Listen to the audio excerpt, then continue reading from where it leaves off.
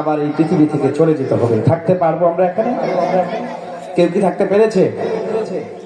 ফেরাউন বলেন, নমরুদ বলেন, আরো যারা এরকম বড় বড় রাজা বাদশা ছিল, বাদশা সুলাইমান সারা পৃথিবী যিনি শাসন করেছে, থাকতে পেরেছে?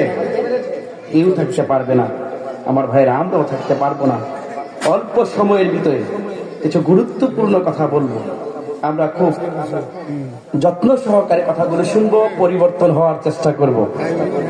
আল্লাহ যেন কবুল করে আমরা বলি আমিন। প্রিয় ভাইরা আমার, কুরআনুল কারীমের 17তম সূরা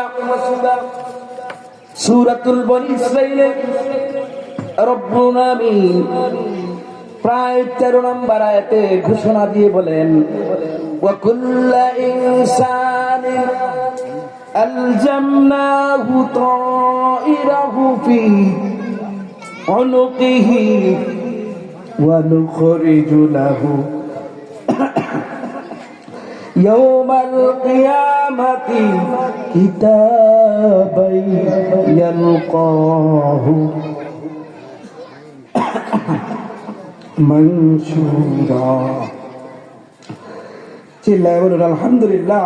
আলহামদুলিল্লাহ। আর জোরে বলুন আল্লাহু আকবার। আল্লাহু আকবার। জোরে বলুন সুবহানাল্লাহ। সুবহানাল্লাহ। আমরা সবাই বলি, সকলে বলি আলহামদুলিল্লাহ। আলহামদুলিল্লাহ। আর জোরে বলুন আমিন। আমিন। প্রিয় ভাইরা আমার, এই আয়াতে কারিমায় রব্বুল আমিন সুন্দর করে আমাদেরকে বুঝাতে চাইলেন, এই দুনিয়ায় বান্দা তোমরা 50 বছর, 60 বছর, 40 বছরের জিন্দেগিতে যে আমলগুলো করবা, সবগুলো আমল আমার ফেরেশতারা তোমার কাদের কিনারে শাহরগের কাছে একটা সিন নামক কিতাব আমি আল্লাহ রাব্বুল আলামিন দিয়ে দিয়েছি। এই কিতাবে সবকিছু লিপিবদ্ধ আছে। চিল্লায় বলেন আল্লাহু আকবার। আল্লাহু আকবার। প্রিয় মুসলমান ভাইরা আমার, রব্বুল আলামিন বলতে চান, ওয়া কুল্লু ইনসানিন, প্রত্যেকটা মুসলমানের আলজামনাহু তাইরাহু ফি উনুকিহি, আমি গালের কিনারায় একটা কিতাব দিয়ে দিয়েছি। আমার ভাইরা, বর্তমানে বিজ্ঞান আবিষ্কার করেছে মোবাইল সিম, ঠিক কিনা বলেন? মেমোরি আবিষ্কার করেছে। মেমোরির ভিতরে আপনি অনেক ডাটা সংরক্ষণ করে রাখতে পারে। আল্লাহ রাব্বুল আলামিন যে আপনার শাহরগের কিনারায় কিতাব রেখে দিয়েছেন, আমরা অনেক সময় দেখি না, ঠিক কিনা বলেন? এই কিতাব দেখি না, কিন্তু আমাদের বিশ্বাস হয় বিজ্ঞান যেহেতু মোবাইল আবিষ্কার করে এত ডাটা এটার ভিতরে যদি রাখতে পারে, মহাশূন্যের ভিতরে যদি এত ডাটা পৃথিবীর রাখতে পারে, আমার আল্লাহ যিনি খুন বললে ফায়াকুন হয়ে যায়, ওই মালিক কি পারবে না আপনার শাহরগের কাছে আপনি যা করেন সবকিছু কিতাব রাখতে? কি বলেন আমার ভাইরা? দলিল দিবে বলতে পারি, আল্লাহ রাব্বুল আলামিন বলেছেন, কিরামান কাতিবিনা ইয়ালামুনা মা তাফআলুন। চিল্লায় বলেন আল্লাহু আকবার। আল্লাহু আকবার।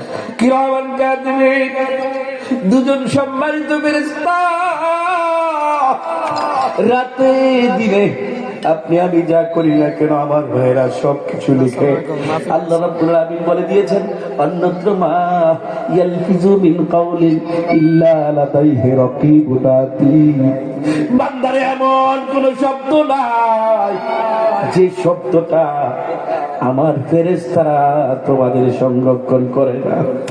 আমার ভাইরা, এক একটা আয়াত সম্পর্কে যদি আমি আপনাদের সম্মুখে ব্যাখ্যা, তাফসীর, এক্সপ্লেনেশন, তাফসীর, বিশ্লেষণ করতে যাই, অনেক সময় লেগে যাবে আমার ভাইরা।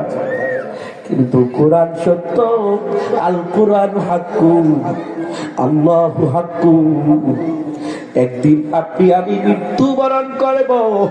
ইয়াউমি ইউবআসুন, একদিন আপনাকে আমাকে পুনরুত্থিত হতে হবে। সব কিছুর হিসাব আল্লাহর দরবারে দেয়া লাগবে, ঠিক কিনা বলেন?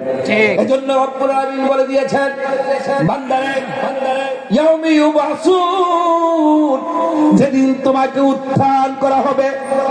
মিনহা খলাকনাকুম, তুমি এই মাটি থেকে সৃষ্টি হয়েছ। ওয়া ফিহা নুইদুকুম, এই মাটিতেই তোমাকে যেতে হবে।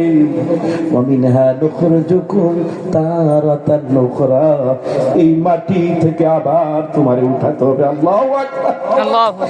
উঠায়া যাচ্ছ, উঠায়া যাচ্ছ।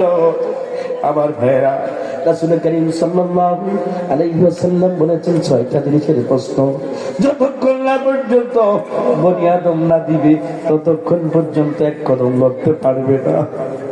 এর মধ্যে আছে তোমার মাল তুমি কোথা থেকে অর্জন করেছ, কোথায় তা ব্যয় করেছ, যৌবনকাল কিভাবে কাটাইছ।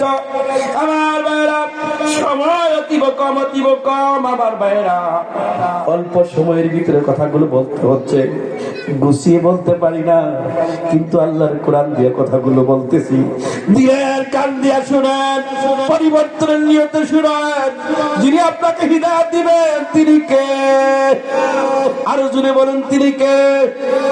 আল্লাহ চাইলে একটা কথার বিনিময়ে আপনাকে পরিবর্তন করে দিতে পারে। আমার ভাইরা, এই দুনিয়া কিছুই না রে ভাই, একদিন না একদিন আমরা এই দুনিয়া থেকে চলে যাব, সব কিছুর হিসাব হবে। আমি যে বলেছিলাম আপনাকে যে কিতাব দেওয়া হবে, আল্লাহ বলবে ইকরা কিতাবাকা কাফা বিনাফসিকাল ইয়াউমা আলাইকা হাসিবা। চিল্লায়ে বলেন আল্লাহু আকবার। আমার আল্লাহ বলবে, বান্দারে যে কিতাব তুমি তোমার জীবনে অর্জন করেছো, আমি তোমাকে হাজার হাজার নিয়ামত দিয়েছি।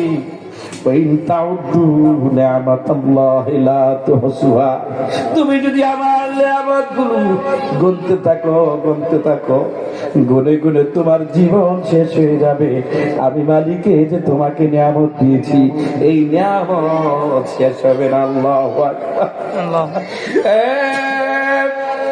রমজান বাড়ির মুসলমানেরা, এরে রমজান বাড়ির মা বোনেরা, বিহার মন্ডলের ভাইরা, রব্বুল আলামিনের বন্ধু হযরত মুহাম্মদুর রাসূলুল্লাহ বলেছে যে সম্পদের জন্য আমরা এত পাগল, সন্তানের জন্য এত পাগল, ওই সম্পদ সন্তান আমার কোনো কিছুই কাজে আসবে না। আল্লাহু আকবার। ইয়াউমা লা ইয়ানফাউ মালু ওয়ালা বানুন, আপনি যদি আপনার যে সম্পদ, আপনার সন্তান, এমন একটা দিন আসবে যেদিন কোনো কাজে লাগবে না। হ্যাঁ, সম্পদও কাজে লাগবে, সম্পদও কাজে লাগবে, মালও কাজে লাগবে, যদি সম্পদটা ইসলাম অনুযায়ী আপনি খরচ করে থাকেন। ইসলাম অনুযায়ী, দ্বীন অনুযায়ী, হাদিস অনুযায়ী, কুরআন অনুযায়ী যদি সম্পদটাকে আপনি ব্যবহার করে থাকেন, আপনি যদি বৈধভাবে নিজে ব্যয় করে থাকেন, পরিবারের জন্য ব্যয় করে থাকেন, আপনার সম্পদ কাজে লাগবে। বাজে পথে, উল্টা পথে, ইচ্ছা মতো যেখানেই সেখান থেকে ইনকাম করবেন, সেখানে আবার ব্যয় করবেন। ইসলাম যেটা অনুমোদন করে না, এরকম জায়গা থেকে যদি আপনি সম্পদ, ইন্টারেস্টিং সম্পদ আপনি আহরণ করেন, আবার ওই রকম খারাপ জায়গায় যদি আপনি ব্যয় করেন, আল্লাহর কাছে জবাবদিহি করা লাগবে, ঠিক কিনা বলেন? মুসলমান ভাইরা, প্রতিদিন মাহফিল হয় না, যুবকেরা আমার কলিজার টুকরা যুবক